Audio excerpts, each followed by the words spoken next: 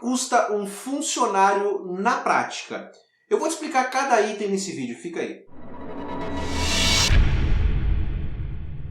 Olá, eu sou Sandrival Matos, seja bem-vindo, seja bem-vinda a este canal. Se você não está inscrito ainda, já se inscreve aqui embaixo e ativa o sininho para você não perder nenhum vídeo, beleza? Bom, eu vou te explicar aqui conceitualmente quais são os gastos que você vai ter para manter um funcionário na sua empresa. Primeiro de tudo, você vai ter o gasto com salário, né? O salário que você acordou com o seu funcionário. Esse salário ele é definido por uma convenção coletiva, existem regras do valor mínimo, né? Do piso salarial, o valor mínimo que você pode pagar para aquela determinada função. Então muito cuidado para já não começar desrespeitando este ponto, porque isso pode gerar sérios problemas lá na frente para você. Um outro problema que acontece de forma muito comum aí com relação ao salário é se pagar um salário diferente para pessoas da mesma função. Isso pode gerar problemas trabalhistas também lá na frente. Eu não vou ficar me atendo aqui a todos os problemas que pode acontecer no caso de erros de salário, né?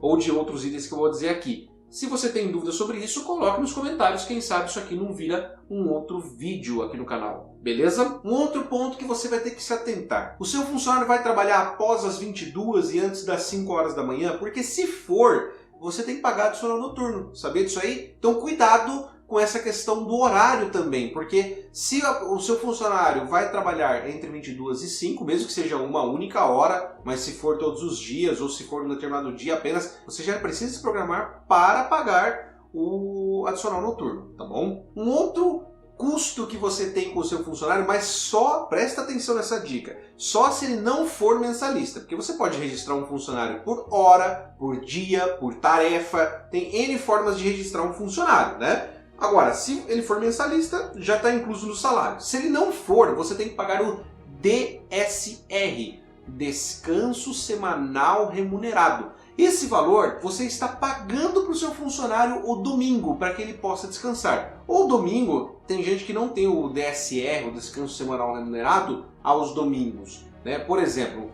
existem comércios de alimentação, pizzaria, hamburgueria, lanchonete, que não funcionam às segundas-feiras, né? Então, a segunda-feira que é o DSR nesse caso. Para isso, existe uma regra muito importante que ninguém pode trabalhar todos os domingos do mês. Precisa ter folga, beleza? Mas geralmente o DSR é aos domingos, tá bom? Outro gasto que você vai ter, o FGTS, Fundo de Garantia por Tempo de Serviço. Essas são as regras do jogo em um contrato CLT. Você precisa pagar 8% da remuneração daquele funcionário para um fundo, né? O fundo de garantia por tempo de serviço, que essa pessoa vai ter acesso apenas em algumas condições, como para comprar um imóvel, como em caso de doença terminal, como em caso de demissão sem justa causa, como em caso de rescisão por acordo, e agora também na questão do saque aniversário, se o funcionário assim optar, tá bom? Sandrival, eu não ouvi você falar até agora de INSS, né? Contribuição Previdenciária. Pois bem, esse gasto não é seu como empresário, é do funcionário, vem descontado do seu funcionário. Então, quando você vai fazer as contas de quanto um funcionário custa para você, você computa o salário, porque dentro desse salário vai ser descontado o valor de INSS daquele funcionário. Agora, existem alguns tipos de empresa, né, como empresas que são tributadas pelo anexo 4 do Simples Nacional, empresas do lucro presumido, do lucro real. Não vou entrar em pormenores aqui sobre esses itens, né? Tem outros vídeos aqui explicando tudo isso. Você vai pagar 20% ou 20% sobre a folha de pagamento, ou então você pode ter que pagar um percentual do faturamento da sua empresa como contribuição previdenciária patronal, a parte do patrão, da patroa, tá bom? Nas outras empresas, os outros anexos do Simples Nacional, 1, 2, 3 e 5, você já paga esse valor dentro daquela guia do DAS. Você já paga um valor sobre o seu faturamento. Presta atenção, porque isso daí é um erro que muito empresário comete, às vezes mal orientado também, né? Se você é contador, oriente seu cliente, faça essas contas com o seu cliente para entender se não vale a pena pagar, dependendo do tamanho da folha. Às vezes o que se paga de contribuição previdenciária patronal num regime tributário pode ser muito mais benéfico enquadrar a empresa, por exemplo, no lucro presumido, né, e colocar para pagar essa contribuição previdenciária patronal sobre a folha de pagamento. que sai mais em conta em alguns casos. Dentro ainda de INSS, existem empresas que têm que pagar ali o percentual de terceiros, né, que é do Sistema S, SESI, SEST, SENAT, assim por diante, e também o RAT, né, que é um percentual que é pago para que, de acordo com o risco de acidente de trabalho que existe naquela empresa. Então, quanto menor o risco, né, escritórios, por exemplo, paga-se um RAT bem pequenininho, tá bom? Outros custos que você vai ter aqui: vale transporte, cesta básica, vale refeição, até uma ajuda de custo, vale combustível. Se você tem funcionário em home office, você vai custear uma parte, vai dar uma ajuda de custo, né, para essa pessoa que está em home office, né? Equipamentos que essa pessoa vai usar, desde cadeira, local para se trabalhar, conexão à internet, você vai prover tudo isso? Você tem que colocar no custo, né, que você vai ter. Algumas dessas coisas que eu falei aqui são opcionais, a depender do seu segmento. Tem segmentos que, por exemplo, pagar uma cesta básica é obrigatório, desde que o funcionário não apresente atestado, não falte, etc. e tal. Já outros segmentos é obrigatório que você pague independente de ausência do funcionário. Tem outros segmentos que você não paga a cesta básica, você tem que pagar um vale-refeição. Outros você paga ou a cesta básica ou o vale-alimentação, que é o equivalente em cartão, né? Então, percebe? São regras que estão na Convenção Coletiva de Trabalho, mas que também você pode instituir benefícios para os seus funcionários desde que sejam viáveis.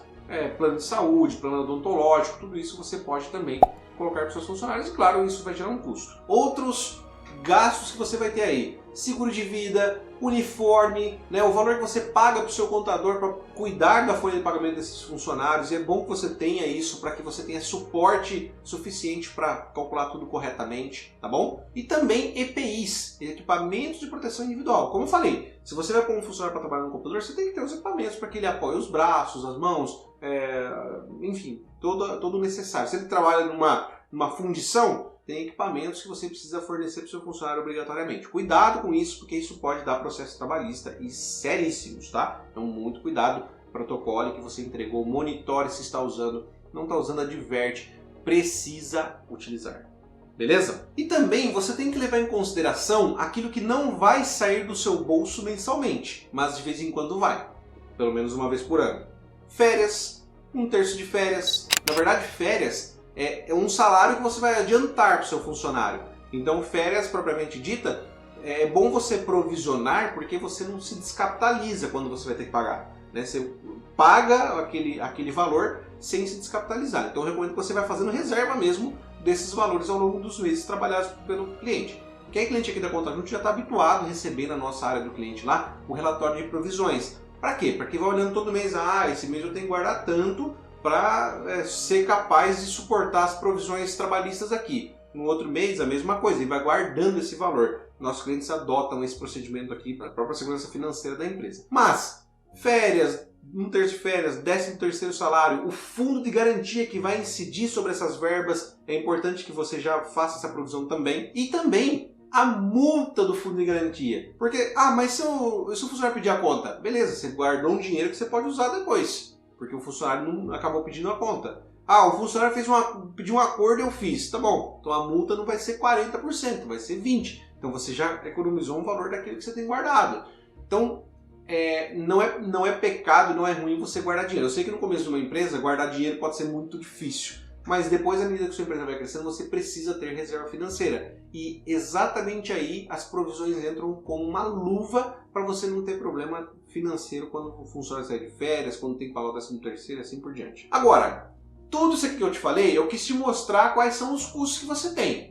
Como que você pode calcular isso? Aqui na descrição tem um link para você baixar uma planilha. Você vai colocar seu nome, seu e-mail e vai fazer o download de uma planilha. Aí você pega essa planilha, ela já tem a explicação lá de como você utiliza. Você pode pegar essa planilha e ir preenchendo os campos que você já ouviu ou comentar aqui, você já entendeu. Vai lá, preenche e veja quanto que esse funcionário vai sair no final do mês para você, levando em consideração tudo isso. Beleza? Bom, isso é um presente para você, te ajudar aí a tomar as decisões. E na planilha ela também tem nossos contatos. Então, se você precisar, pode chamar, que a gente está aqui à disposição para te ajudar. Beleza? Espero que você tenha gostado. Um grande abraço. Te vejo no próximo vídeo. Tchau, tchau. Obrigado por você ter assistido até aqui. Aqui do lado vai aparecer 2 vídeos para você. Um é sugestão do próprio algoritmo do YouTube, com base nos seus interesses, e o outro é uma indicação minha para que você assista. Não deixe de ver.